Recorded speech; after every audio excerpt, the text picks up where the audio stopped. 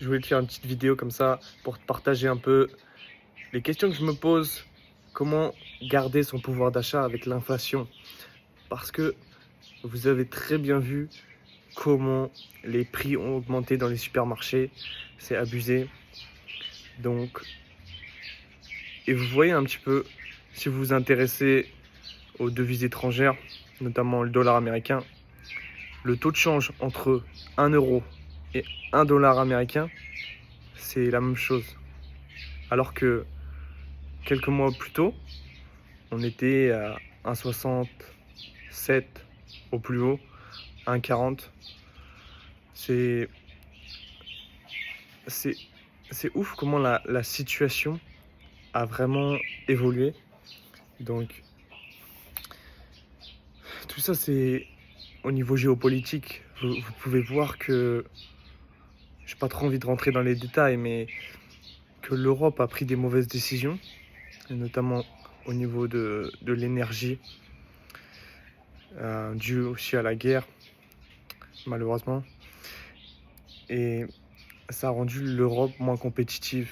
L'Europe a envie de mettre de plus en plus de régulation et pas forcément s'adapter aux nouvelles technologies. Ils sont à la traîne sur l'intelligence artificielle. Là où l'Europe est leader, c'est sur les énergies renouvelables. Mais on a très bien vu que ça marche pas. Ça ne fait pas de croissance.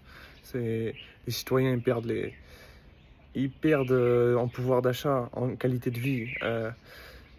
Aux États-Unis, ils réussissent avec leurs entreprises tech à, à quand même maintenir une économie de croissance et un pouvoir d'achat.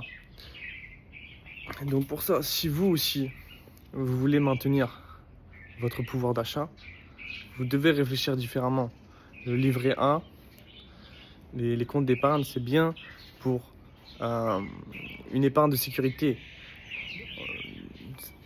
6 mois, vous devez sûrement avoir 6 mois de salaire à 12 mois, selon votre situation personnelle, sur un compte courant, un compte d'épargne comme livret A ou LEP, livret d'épargne populaire. Parce que voilà, c'est rapide, vous avez la liquidité qui est disponible. Mais si vous avez plus d'argent, là, il va falloir réfléchir investissement. Vous avez quoi comme possibilité? C'est les marchés, la bourse.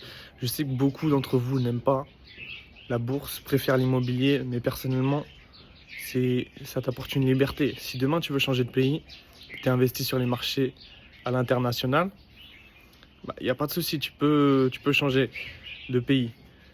Mais si demain tu as de l'immobilier en France, tu dois payer tes impôts et tout, ça va être plus compliqué. Je dis pas que c'est impossible, mais si tu veux vendre tout ton parc immobilier, ça va prendre du temps. Donc, personnellement, moi je recommanderais à tout le monde. Déjà, je suis pas conseiller en investissement. Je suis un amateur qui cherche une indépendance financière, créer 1 000 € de revenus passifs minimum par mois grâce à des placements comme des SCPI, sociétés de civile de placement immobilier, société SCPI, société civile, CPI, de placement immobilier, de placement immobilier. J'ai un peu foiré là. Et en fait, bref, tout ça pour te dire qu'en fait, si tu as ton épargne un peu exposée en dollars, c'est stratégique, tu vois, parce que avec l'euro numérique qui vont sortir, le gouvernement, on ne sait pas que peut-être tes droits ils vont être limités. Moi, ça m'inquiète un peu en tout cas.